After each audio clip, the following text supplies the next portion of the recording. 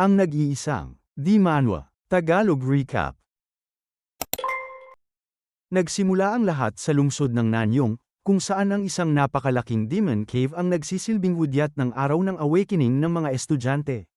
Sa loob ng isang bus, kalmado ang ating bida habang punong-puno naman ng kasabikan ang mga babaeng nakapaligid sa kanya. Biglang nagbago ang ekspresyon ng binata at napalitan ito ng matinding pagkabigla, na para bang kagigising lamang niya mula sa isang panaginip. Sa gitna ng mga pasahero, tuluyan ang napagtanto ni Jiang Yan na totoong nakabalik siya sa nakaraan. Naalala niya na ito ang araw ng kanyang pagtatapos, ang araw na dinala ang buong klase upang isagawa ang kanilang class awakening. Dahil dito, naunawaan niyang ito ay 2.5 taon bago ang ganap na pagbagsak ng lungsod ng Nanyong.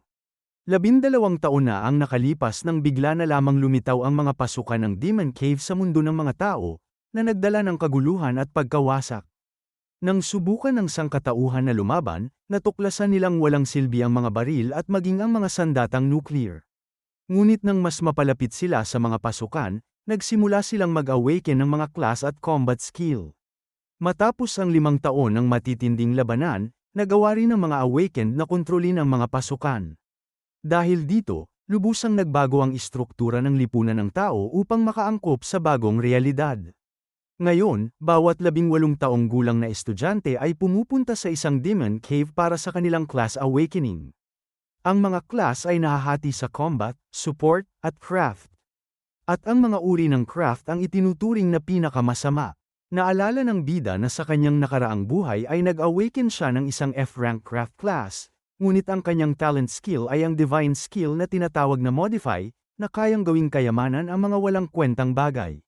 Sa dati niyang buhay, ibinunyag niya ang kapangyarihang ito at agad siyang ipinatawag ng pinakamakapangyarihang mga pinuno.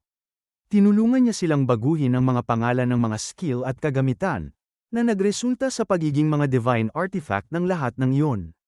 Ngunit dahil sa labis na kapangyarihan ng skill na ito, nagsimula silang matakot sa kanya at ikinulong siya upang kontrolin siya. Noong gabing yun, isang level 96 na dragon-type magical beast ang lumitaw sa Nanyong. Dahil nasa bingit na siya ng kamatayan, ginamit niya ang kanyang skill upang baguhin ang skill na revival at gawin itong rebirth. Pagbalik sa kasalukuyan, papalapit na ang bus sa estasyon habang may boses na nag-uutos sa lahat ng estudyante na maghanda. Ngayong nabigyan siya ng pangalawang pagkakataon. Nagpa siya ang binata na sa kanyang divine skill, sarili lamang niya ang maaari niyang asahan. Kaya nangako siyang hindi niya kailanman sasabihin kanino man ang tungkol sa kanyang makapangyarihang skill sa bagong buhay na ito. Tumatawid na ngayon ang sasakyan sa infected zone, isang lugar na ganap ng nilamon ng mahiwagang enerhiya. Ang pagtatago ng kanyang kapangyarihan ay isa ring paraan upang maprotektahan ang kanyang pamilya, mga kaibigan, at ang buong lungsod. Para naman sa kanyang sarili, palihim niyang pauunlarin ang kanyang mga skill upang maging mas malakas at mailigtas ang lahat. Sa wakas ay nakarating sila sa kanilang destinasyon, ang Hunter Association Headquarters sa lungsod ng Nanyong. Bumaba ang mga estudyante mula sa bus, at isa sa kanila ay nangangambang mag-awaken ng isang walang silbing craft class.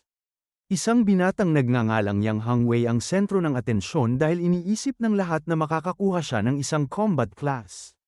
Ngunit sinabi ni Yang Hangwei, nakaklase ni Jiang Yan, na hindi yun mahalaga dahil kahit ang mga henyo ay maaaring magkaroon ng napakasamang class. Pagkasabi nito, lumapit ang guro sa bida at sinabihan siyang mauna upang magsilbing mabuting halimbawa. Habang umaakyat ang grupo sa hagdan, ipinaliwanag ng instruktor na kailangan lamang niyang ilagay ang kanyang mga kamay sa crystal ball. Maya-maya, inanunsyo ng isang opisyal na si Jiang Yan mula sa Nanyong School No. 1 ay maaaring magsimula ng mag-awaken. Pagkatapos nito, kalmadong naglakad ang bida patungo sa gitna ng Grand Awakening Arena. Alam na niya kung ano ang mangyayari at iniisip niyang, kumpara sa iba, matagal na niyang alam ang hinaharap. Nagkomento ang dalawang babaeng estudyante na si Jiang Yan ay may likas na mahiwagang kapangyarihan at tiyak na magiging napakalakas kapag nakakuha siya ng combat class. Ngunit mukhang nag-aalala ang guro at umaasang hindi magigising sa kanya ang isang walang silbing craft class. Samantala, kinutya naman siya ni Yang Hangwei at ng kanyang kaibigan. Na sinasabing ang isang mahirap na batang galing sa eskwateran ay siguradong magkakaroon ng mababang uri ng class. Tumayo ang binata sa harap ng malaking kristal na globo na naglalabas ng malakas na kulay lilang enerhiya. Nang walang pag-aatubili, inilagay niya ang kanyang kamay sa crystal ball, na agad namang nagsimulang magliwanag ng matindi. Sa sandaling yun, isang napakalaking haligi ng ginintoang enerhiya ang umakyat patungo sa kalangitan at tuluyang binalot ang binata. Sa himpapawid, lumitaw sa isang holographic screen ang salitang repairman, na nagbunyag ng kanyang unang class. Ipinakita ng kanyang profile ang kanyang pangalan at ang kanyang na-awaken na class na repairman, isang craft type na F-rank. Nabigla ang mga tao, at hindi makapaniwala ang guro na ang isang napakahusay na estudyante ay nagising sa isang F-rank class. Humalakhak ang dalawang bully at kinutya siya dahil sa pagkakaroon ng napakahinang craft class. Halos mabaliw naman sa tuwa si Yang Hangwei dahil matapos ang 3 taon ay nalampasan din niya ang kanyang karibal. Sinubukan ng opisyal na maging positibo at sinabing hindi naman ganoon kasama ang repairman at maaari pa rin siyang kumita ng pera sa pamamagitan ng pagkukumpuni. Ngunit biglang lumitaw ang isang bagong bughaw na enerhiya sa paligid ng bida habang hawak pa rin niya ang crystal ball. Namangha ang lalaki at sumigaw na patuloy pa ring tumutugon ang crystal ball, isang palatandaan ng dual class. Nabigla ang guro dahil napakabihira ng dual class, at ang sinumang magising dito ay itinuturing na isang henyo. Kasunod nito, isang bago at mas malakas pang alon ng kapangyarihan ang nagsimulang umikot sa paligid ng binata. Sa ikinagulat ng lahat, lumitaw sa ere ang salitang farmer, na nagbunyag ng kanyang ikalawang class. Na-update ang kanyang profile at ipinakita nitong mayroon siyang repairman at farmer na mga class, na kapwa F-rank. Napanganga ang lahat nang makitang ang isang bihirang dual awakened ay nakakuha ng 2 F-rank class na mas masahol pa ang isa kaysa sa isa. Hindi mapigilan ng mga bully ang kanilang pagtawa at tinawag pa siyang henyo dahil nagkaroon siya ng 2 F-rank class ng sabay. Nang hinayang ang guro sa masamang kapalaran ng binata, iniisip na ang isang dakilang prodigy ay nauwi lamang sa isang ganap na kabiguan. Samantala, umalis si Jiang Yan mula sa entablado nang walang pakialam sa mga reaksyon ng mga tao. Tinanong niya ang sarili kung siya ba ay walang silbi at malas, ngunit ang bahagyang ngiti sa kanyang labi ay nagpapakitang hindi niya yun pinaniniwalaan. Alam ng bida na ang kanyang mga class ay kabilang sa pinakamasama, ngunit nagising sa kanya ang isang skill na kayang salungatin ang langit mismo. Ang kanyang talent skill ay modify, na kayang baguhin ang isang salita sa pangalan ng isang item o skill. Ipinakita niya kung paano maaaring ganap na mabago ang farmer skill na growth boost sa pamamagitan lamang ng isang pagbabago. Ang bagong skill na rebirth ay kayang buhayin muli ang target at pagalingin ang lahat ng sugat nito. Ngumiti ng may kumpiyansa ang binata dahil alam niyang kung magagamit niya ng tama ang skill na ito ang magiging pinakamalakas niyang sandata. Habang nakatingin sa freshman rankings, nangako siyang hindi magtatagal at magiging numero 1 siya sa parehong talaan. May matatag na tingin siyang nagbabala na mararanasan ng lahat ang takot na dulot ng pagiging dominado ng isang F-rank class. Pagkatapos ng lahat, napakalaki ng mga resource na matatanggap niya bilang unang pwesto, at makakatulong ang mga iyon upang maging pinakamalakas siya. Pagkatapos nito, dinala tayo ng kwento sa Novice Training Base, isang lugar kung saan maaaring mag-level up ang mga bagong awakened. Bukod sa pagiging ligtas na lokasyon, dito rin nakakakuha ang mga baguhan ng pinakamaraming experience points upang mas mabilis na umunlad. Ang pagsira sa record ay nagbibigay rin ng bonus points para sa National Freshman Tournament at nagpapataas ng kanyang pagkakataong makapasok sa unibersidad. Dahil dito, hindi lamang pagtatapos sa pagsasanay ang kanyang layunin kundi ang basagin din ng record upang matiyak ang kanyang pwesto. Sa pasukan, binasa ng isang opisyal ang kanyang profile at nagkomento tungkol sa kanyang 2 F-rank craft na mga class. Pagkatapos ay tinanong siya nito kung sigurado ba siyang hahamunin ang training base ng mag-isa, dahil hindi mababa ang antas ng kahirapan nito, lalo na para sa isang F-rank class. Mas makabubuti raw kung makikipagtulungan siya sa iba niyang kaklase upang tumaas ang posibilidad ng tagumpay, ngunit may kumpiyansang sumagot ang bida na sigurado siya at hiniling na lamang na ibigay sa kanya ang kagamitan para sa mga baguhan. Nagbulungan ang mga opisyal sa isa't isa, iniisip na nahihirapan lamang ang binata na tanggapin ang kanyang bagong realidad. Pagkatapos ay iniabot ng isa sa kanila ang novice equipment na binubuo ng isang espada at isang pares ng leather boots. Naalala ng binata na sa kanyang nakaraang buhay ay espada lamang ang natanggap niya, kaya malamang nadagdag na biyaya lamang ang mga bote dahil sa kabutihang loob ng mga opisyal. Ang Iron Sword ay nagbibigay ng 5 attack power, habang ang Leather Boots naman ay nagpapataas ng agility ng 3. Bagamat isa itong mabuting kilos, naramdaman pa rin ng binata na minamaliit siya ng mga tao dahil sa kanyang mga class. Bago siya pumasok, binalaan siya ng opisyal na kung hindi niya kayanin ang mga kuneho, maaari siyang humingi ng tulong sa mga kabalyero. Pinasalamatan lamang niya ito sa paalala at pagkatapos ay tumalikod upang pumasok sa training base habang nakasabit ang espada sa kanyang likuran. Habang nagsasara ang mga tarangkahan, naisip ni Jiang Yan na hindi magtatagal at mamamangha ang lahat sa kanyang gagawin. Pagkapasok sa training base, agad niyang ginamit ang kanyang talent skill na modify upang i-upgrade ang kanyang mga kagamitan. Ang kanyang Iron Sword ay naging Steel Sword, at ang Leather Boots ay naging Gale Boots na may mas magagandang stats. Habang hawak ang kanyang bagong espada, naisip niyang maaari niya pa itong gawing isang Holy Sword o isang Demon Blade. Ngunit dahil sa surveillance system sa loob ng lugar, nagpasya siyang huwag munang magpakitang gilas ng sobra. Tutal, naranasan na niya ang masamang bunga ng pagbubunyag ng kanyang talento sa nakaraang buhay at wala siyang balak ulitin ang pagkakamaling iyon.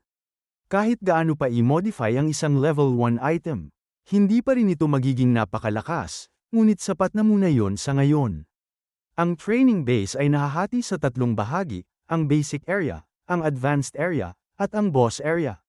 At upang makuha ang record at ang mga dagdag na puntos, kailangan niyang marating ang kinatatakutang lugar ng makapangyarihang boss. Upang magawa yon, kailangan niyang talunin ang isang boss-level battering rabbit na mas malakas kaysa sa lahat ng iba pa. Sa kanyang harapan ay lumitaw ang ilang level 1 rabbits na may matitigas na crystal armor sa kanilang mga ulo.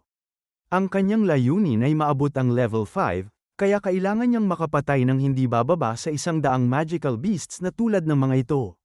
Biglang naglabas ng sigaw pandigma ang isa sa mga kuneho, at agad namang naghanda sa pag-atake ang lahat ng iba pa. Kasunod nito, isang napakalaking grupo ng mga kuneho ang sumugod patungo kay Jiang Yan, handang pabagsakin ang binata. Alam ng bida na kapag naabot lamang niya ang level 5 ay magiging kwalipikado siya para sa susunod na malaking yugto. Ang Gale Wolf Base ay isang bangungot para sa mga baguhan, ngunit isang napakagandang lugar para sa kanya upang mag-level up. Kaya naman, nang hindi nagsasayang ng oras, sumugod siya habang hawak ang kanyang espada at pinabagsak ang bawat kunhong makita niya. Naniniwala siyang sa paraang ito ay maaari pa siyang umabot agad sa level 10 sa pamamagitan ng paglilinis sa buong training base. Pagkatapos ng lahat, kapag naabot niya ang level 10, makukuha niya ang maalamat na ultimate skill. Sa bagong kapangyarihang yun, magagawa niyang lumikha ng mga magical beast at maging mas malakas pa kaysa dati. Habang nakikipaglaban, naalala niya si Yang Hangwei, ang kanyang karibal sa nakaraang buhay, na malamang ay nag-awaken na rin sa mga sandaling iyon. Samantala, sa labas ng training base, tinawag ng opisyal ang pangalan ni Yang Hangwei para sa kanyang class awakening.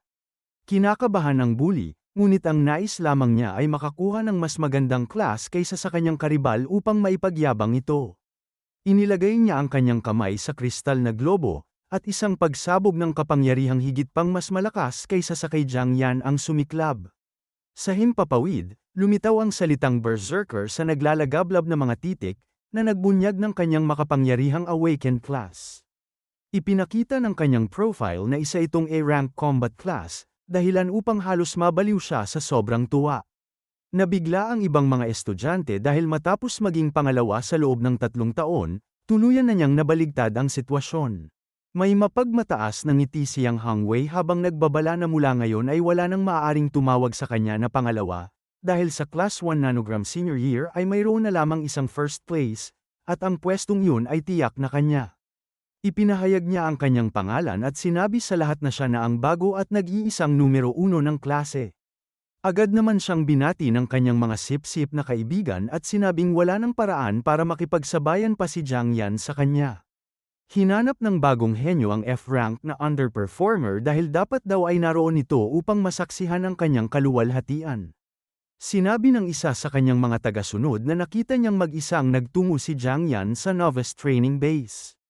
Dahil dito, nagpa siya ang bully na pumunta roon kasama ang kanyang mga kaibigan upang tulungan siyang malagpasan ang training base, ngunit alam ng lahat na gusto lamang niyang makita si Jiang Yan na mapahiya at samantalahin ang sitwasyon.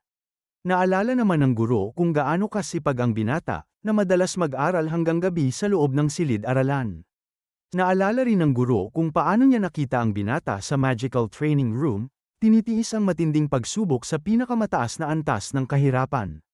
Sa kabilang banda, may isang misteryosong binata na nagsabing kahit F-rank lamang ang class ni Jiang Yan, hindi kailanman malilimitahan ang dati niyang karibal.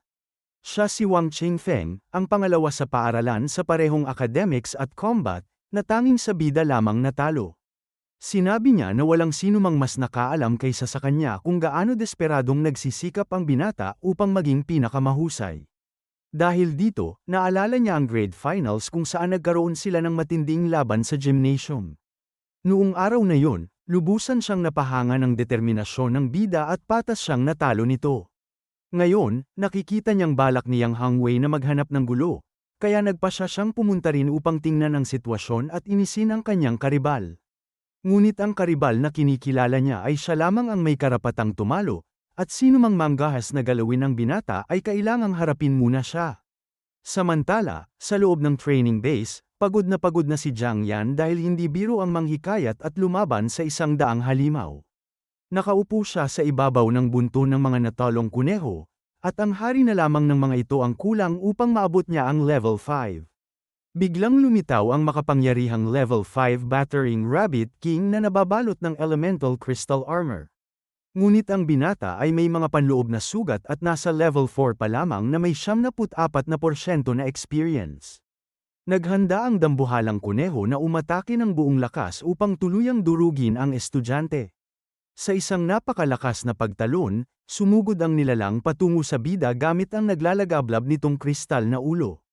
Alam ng binata na kung haharapin niya ang halimaw ng direkta, tiyak na matatalo siya sa hindi patas na laban na ito. Ngunit mayroon na siyang plano at pinagmasdan niya ang Rabbit King habang ina-activate nito ang talent skill na Flame Headbutt. Eksakto tulad ng kanyang inaasahan, agad niyang ginamit ang kanyang modify skill upang baligtarin ang sitwasyon pabor sa kanya. Binago niya ang Flame Headbutt at ginawa itong Flame Headburst, isang skill na kusang nagpapasabog sa gumagamit nito. Dahil sa pagbabagong yun, nagsimulang magliwanag ng matindi ang ulo ng Rabbit King, na tila handa ng sumabog anumang sandali.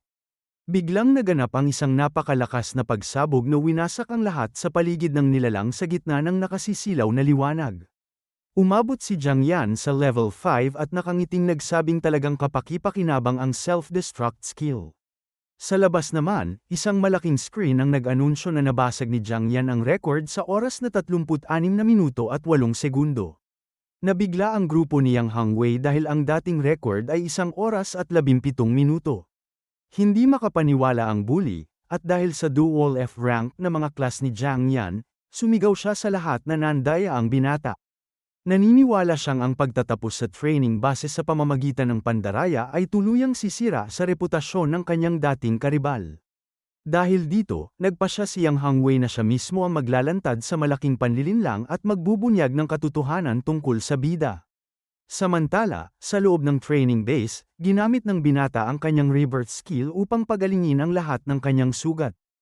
Alam niyang ang boss ng susunod na yugto ay isang dambuhalang lobo na mas malakas pa kaysa sa kunhong kanyang hinarap.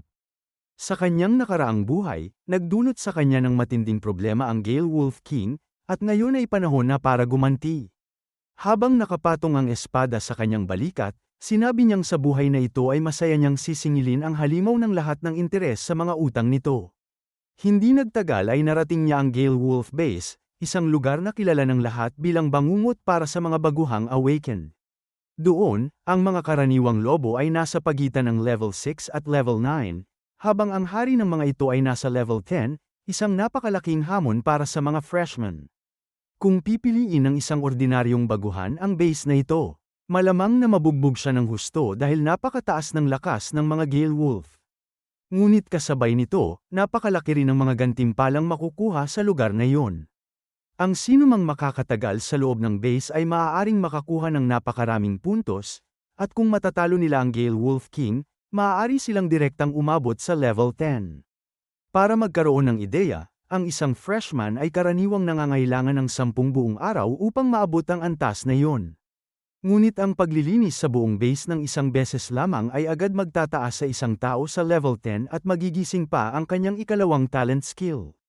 Bukod pa rito, magkakaroon din siya ng pahintulot na mag-level up ng mag-isa sa wild, na napakahalaga upang lalo pang lumakas.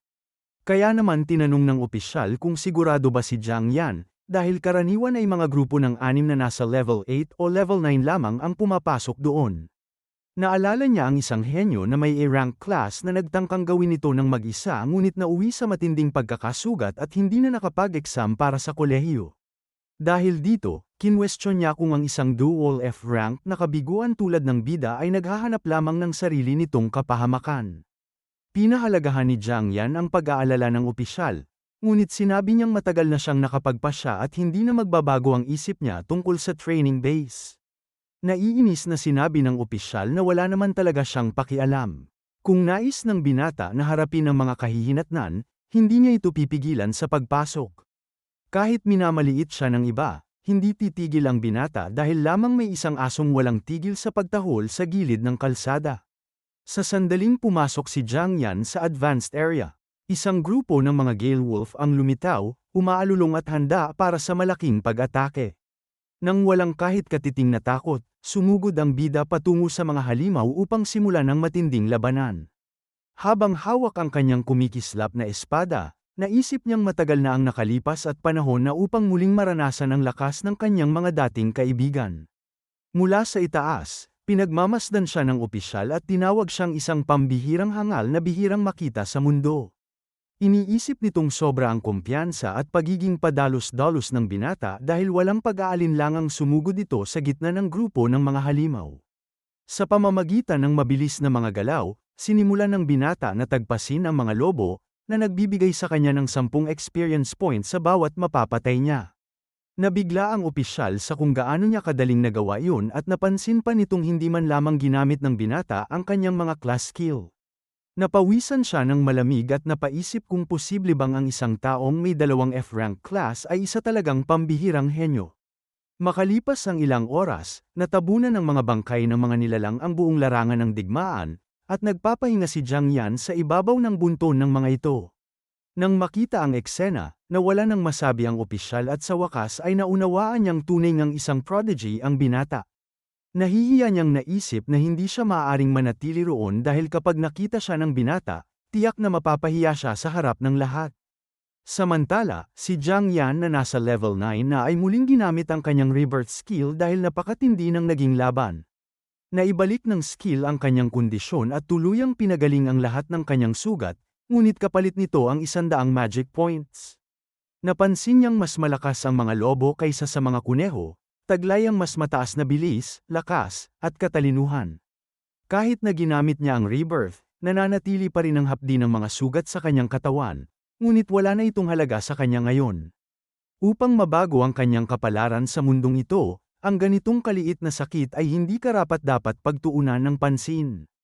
Mula sa malayo, lumitaw ang Gale Wolf King, at ngayon ay oras na para sa isang tunay na labanan sa pagitan ng 2 dakilang hari.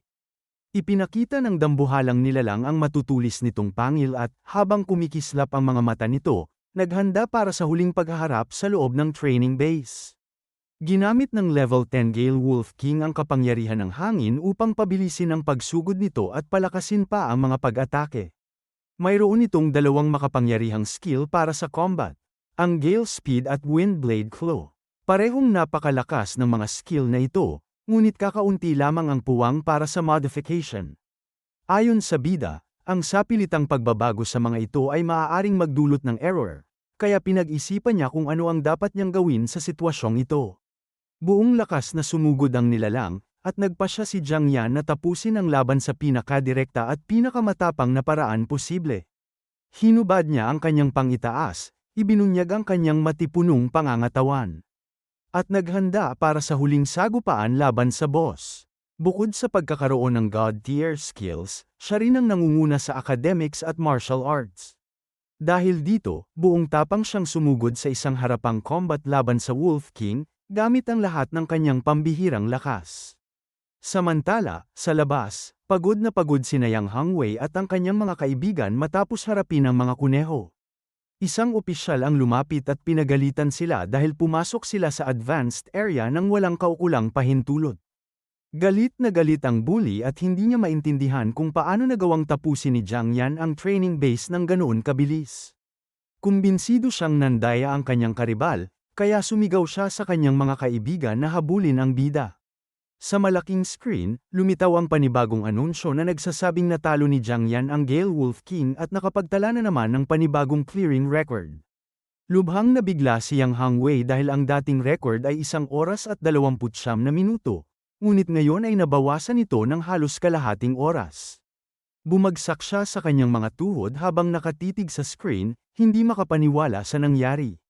May galit sa kanyang mga mata habang sinasabi niyang dahil naglalakas loob ang kanyang karibal na mandaya ng harap-harapan, wala siyang ipapakitang awa rito. Kaya tinawag niya ang kanyang mga kaibigan upang magtungo sa Gale Wolf Base at sirain ang reputasyon ng binata. Sa loob naman ng training base, nakahandusay sa lupa ang natalong Gale Wolf King matapos mapabagsak ng espada ng bida. Sa wakas ay umabot si Jiang Yan sa level 10 at maaari na niyang gisingin ang matagal na niyang hinihintay na ikalawang talent skill.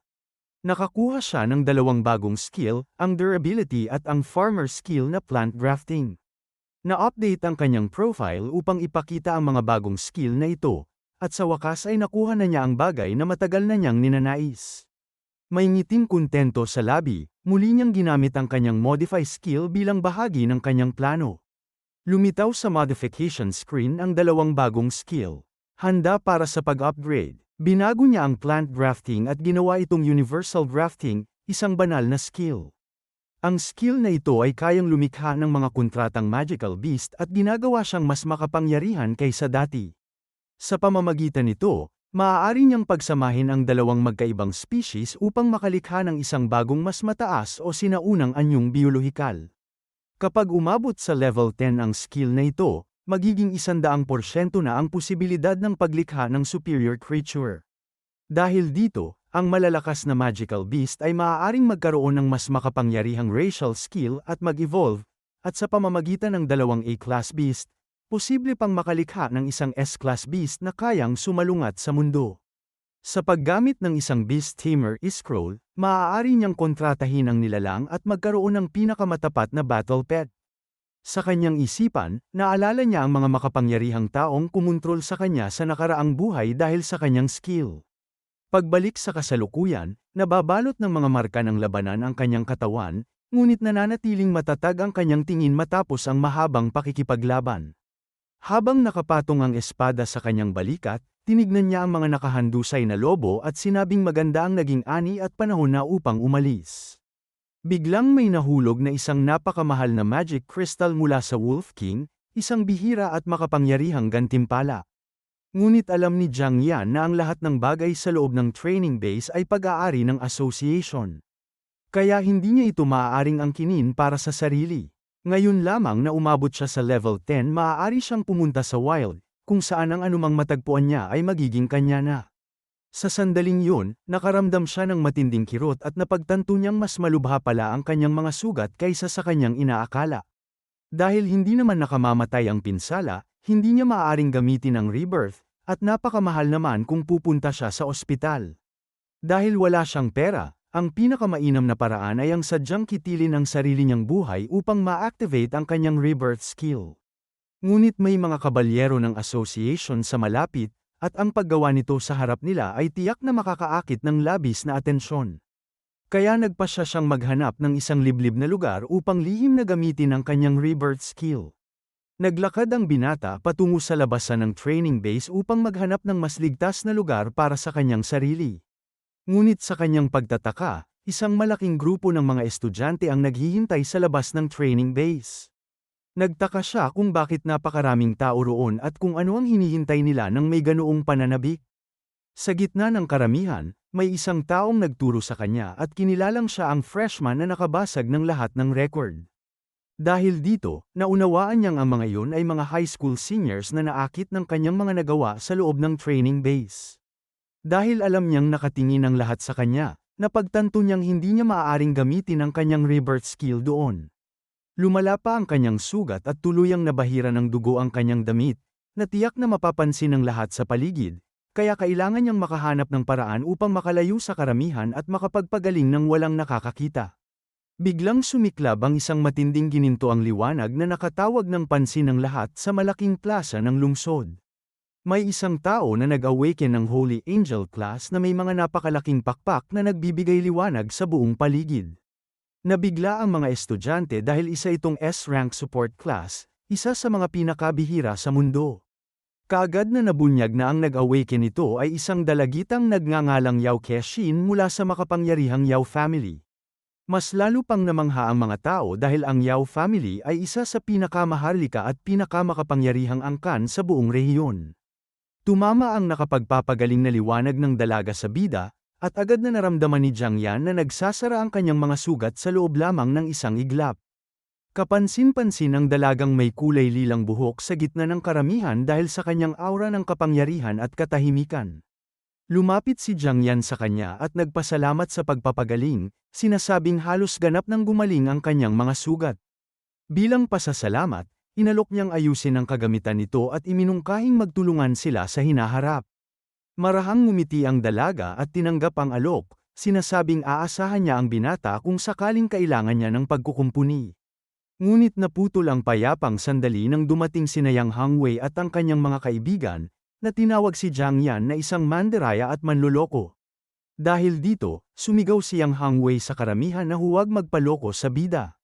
Inakusahan niya ang binata ng pandaraya upang mabasag ang mga record dahil mayroon lamang itong dalawang walang silbing F-rank class. Nabigla ang ibang mga estudyante dahil ang isang F-rank craft class ay halos walang anumang combat power.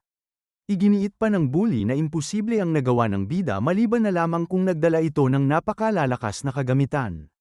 May mapanuyang ngiti si Yang Hangwei habang tinatanong kung gumamit ba ng maruruming paraan ang kanyang karibal dahil hindi siya nito malampasan, at itinuro pa niyang kilala ang binata bilang isang napakahirap na estudyante. Pagkatapos ay inakusahan niya ito ng panloloko sa mga subsidyong ibinibigay ng paaralan upang magmukhang mahirap at makakuha ng mga benepisyo.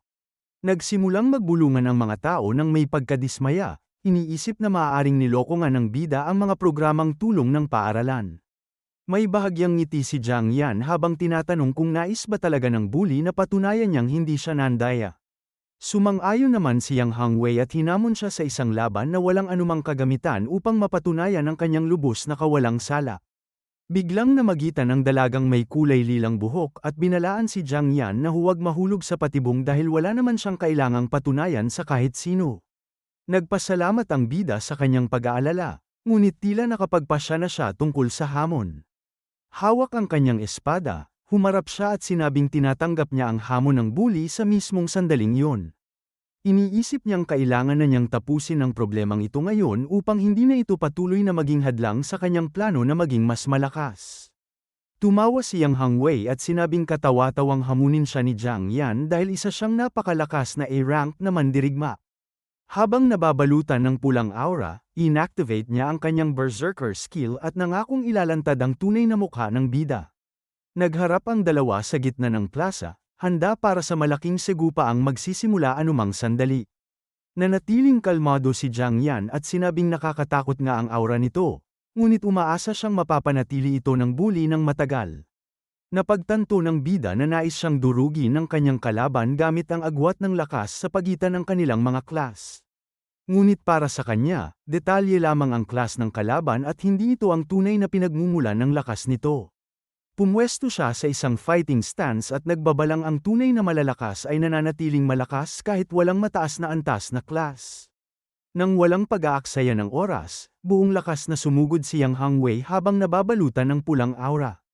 Pinagmamasdan ni Yao Keshin ang laban at iniisip na hindi ito patas dahil isang A-rank combat class ang nakikipaglaban sa isang craft class.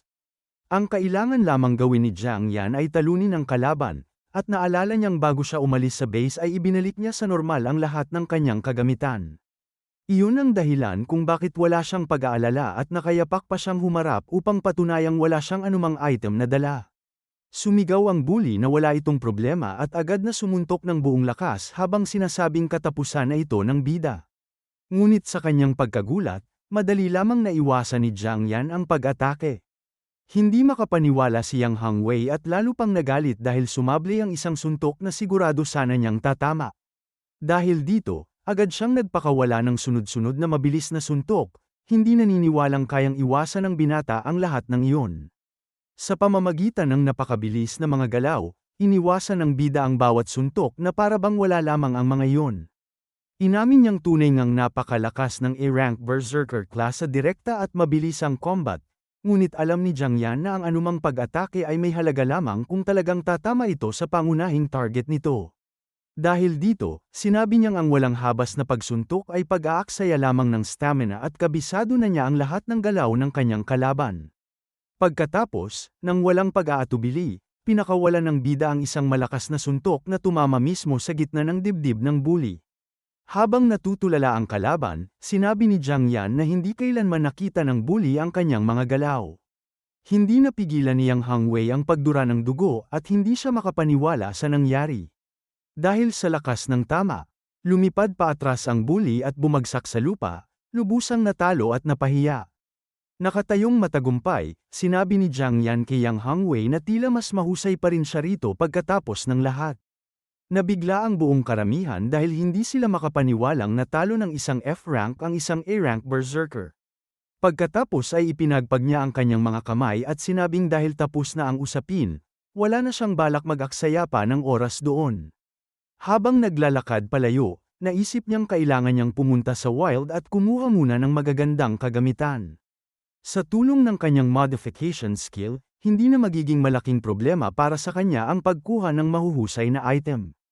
Dahil dito, nagpasya siyang magtungo sa mga street stall upang bumili ng mga pangunahing kagamitan na maaari niyang i-modify. Ngunit agad niyang napagtanto na sa kakaunting perang nasa kanya, maging ang simpleng pagtingin sa mga paninda ay mahirap na rin. Bigla namang may isang kamaong mabilis na sumugod patungo sa kanya mula sa likuran upang sorpresahin siya. Dahil sa kanyang matalas na pandama, agad napansin ng bida ang pag-atake at naghanda siyang sumagot. Nang hindi man lamang lumilingon, itinaas niya ang kanyang kamay at madaling hinarang ang suntok ng may kahangahangang kalmado. Ang umatake ay si Wang Qingfeng, na kinikilala si Jiang Yan bilang nangunguna sa parehong academics at combat sa loob ng 3 magkakasunod na taon. Binati siya ng binatang may kulay lilang buhok at sinabing tunay siyang kahanga-hanga at napakahusay. May ngiti sa labi. Naghagis ito ng isang lata ng soda patungo sa kanyang dating karibal bilang tanda ng pakikipagkaibigan. Sinabi ni Wang Qingfeng na kung hindi natalo ni Jiang Yan si Yang Hangwei, siya mismo ang makikialam sa laban. Idinagdag pa niyang ang bida lamang ang tanging karibal na kinikilala niya at hindi isang talunan tulad ni Yang Hangwei. Ngunit matagal nang napansin ni Jiang Yan na hindi ginamit ni Wang Qingfeng ang kanyang buong lakas noong laban nila noon. Dahil dito, naalala niya ang matinding labanan nilang dalawa noong freshman year nila sa high school. Noong araw na yon, itinaas ni Wang Qingfeng ang kanyang kamay at patas na inamin ang kanyang pagkatalo sa loob ng arena. Naalala ni Jiang Yan na mula noong araw na yon, taon-taon nang inaamin ng kanyang karibal ang pagkatalo nang hindi man lamang lumalaban. Kaya tinanong niya kung ginagawa ba yun ng kanyang kaibigan upang isuko ang scholarship dahil mayaman naman ito. Ngunit itinanggi yun ni Wang Qingfeng at sinabing ang totoo, natatakot siya noon sa mabangis na mga mata ng kanyang dakilang karibal.